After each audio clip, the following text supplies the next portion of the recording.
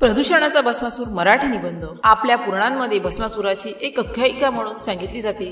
त्याने केलेल्या तपस्येने प्रसन्न झालेल्या शिवाकडून वर मिळवून ज्यावर हात ठेवला त्या प्राणाची भस्म करण्याची शक्ती मिळाली। पण अति उत्साहात तो स्वतःवरच हात ठेवणार अशी भीती म्हणून विष्णूंनी मोहिनीचे रूप धारण करून त्याचाच नाश केला। आज आधुनिक मानवाने निर्माण केलेल्या प्रदूषणाचा भस्मासूर हा त्याच भस्मासुरापेक्षा कितीतरी पटीने भयानक ठरला आहे। कारण हा भस्मासूर फक्त हात ठेवलेल्याच नव्हे तर संपूर्ण पृथ्वीचा, त्यावरील जीवनांचा आणि भविष्यातील पिढ्यांचा सुरुंग धुंदाडत आहे। हा भस्मासूर आपल्याच हातांनी घडवलेला आणि आता तो आपल्याच अस्तित्वासाठी सर्वात मोठा धोका बनला आहे। भस्मासुराचे रूप, प्रदूषणाचे प्रकार।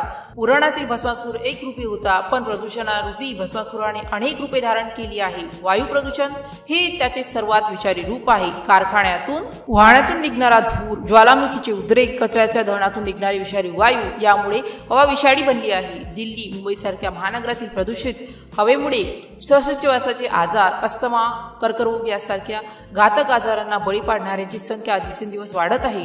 जलप्रदूषण, नद्या, तलाव, समुद्र आणि भूगर्भातील पाणी हे जीवनाचे आधारस्तंभ आहेत। पण कारखान्यांचे रासायनिक कचरे, शेतीतील कीटकनाशके, घरगुती सांडपाणी यामुळे जलस्रोत प्रदूषित होत झाले आहे। गंगा, यमुना सारख्या पवित्र नद्यांचे पाणी पिण्यायोग्य राहिलेले नाही। जलप्रदूषणामुळे हैजा, टायफॉइड, पोलिओ सारख्या आजारांचा प्रादुर्भाव वाढतो आणि जलचर प्राणी मृत्युमुखी पडतात। ध्वनी प्रदूषण, वाहनाचा कर्कश आवाज, लाऊडस्पीकर, औद्योगिक मशीन, बांधकामे यामुळे निर्माण झालेल्या अवांछित आवाज म्हणजे ध्वनी प्रदूषण होय। यामुळे मानसिक तणाव, ऐकण्याची शक्ती कमी होते, अनिद्रा, रक्तदाब वाढणे इत्यादी समस्यांना सामोरे जावे लागते।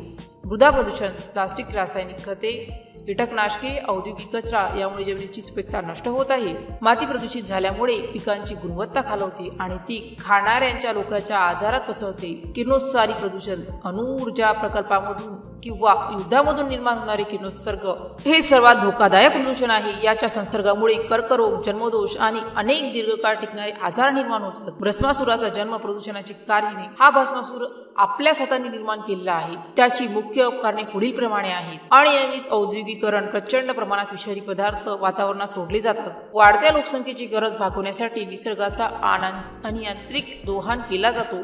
शहरे फुगवट्याप्रमाणे फुगली आहेत, पण त्याच्यासाठी पुरेसे पाणी, वीज, कचरा व्यवस्थापन याची योजना नाही। जंगले ही निसर्गाची फुफ्फुसे आहेत। त्यांची अवधानाने केलेली कत्तल म्हणजे स्वतःचा श्वास छेदून घेण्यासारखे आहे। एका क्रीचा प्लास्टिक फेकणे, पाणी वाया घालवणे, अनावश्यक वाहन वापर करणे यासारख्या दैनंदिन सवयी या प्रदूषणाला बळी पुरवतात।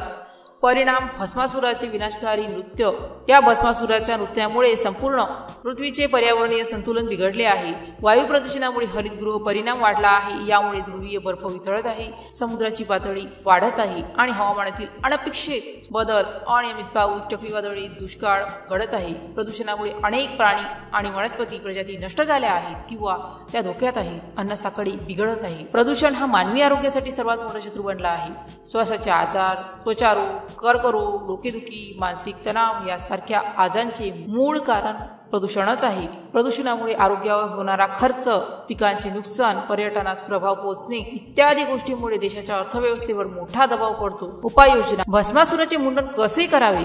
हा भस्मासूर इतका बलवान झाला आहे की त्याचा एक दिवसात नाश करणे अशक्य आहे। पण सतत प्रयत्न, सामूहिक जागृती आणि शासनाच्या धोरणात्मक बदलांनी त्याला आवर घालता येईल। जितके अधिक वृक्ष लावतील तितकी प्रदूषण शोषण्याची क्षमता वाढेल। एक व्यक्ती एक वृक्ष अशी संकल्पना अंमलात आणणे गरजेचे आहे। प्लास्टिकचा वापर कमी करणे, कचऱ्याचे विभाजन करणे आणि पुनर्वापर करणे यामुळे मृदा व जल प्रदूषण कमी होईल। कोळसा, पेट्रोल यासारख्या पारंपरिक इंधनाऐवजी सूर्य, वारा, पाणी यासारख्या नवीकरणीय योग्य ऊर्जेचा वापर वाढला पाहिजे। लोकांमध्ये पर्यावरण विषयक जागृती निर्माण करणे हा सर्वात महत्त्वाचा उपाय आहे। शाळांपासून ते महाविद्यालयापर्यंत पर्यावरण शिक्षण अनिवार्य करावे। शासनाने प्रदूषणासंदर्भात कडक कायदे करून त्याचे काटेकोरपणे पालन करावे। प्रदूषण निर्माण करणाऱ्या कारखान्यावर जबरदस्त दंड ठोकावा। प्रदूषण रूपी भस्मासुराचा वध करण्यासाठीची आपल्याला विष्णूच्या मोहिनीची गरज नाही।